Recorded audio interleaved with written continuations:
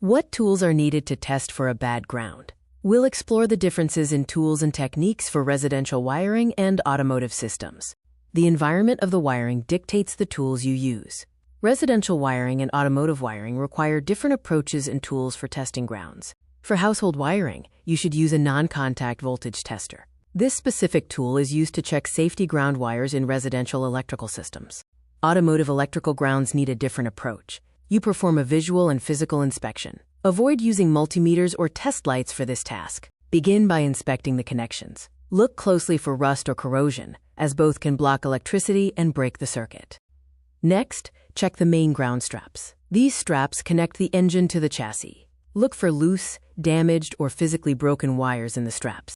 You should also tighten all main ground bolts. Ensure the contact area is bare metal, as this is necessary to establish a strong connection.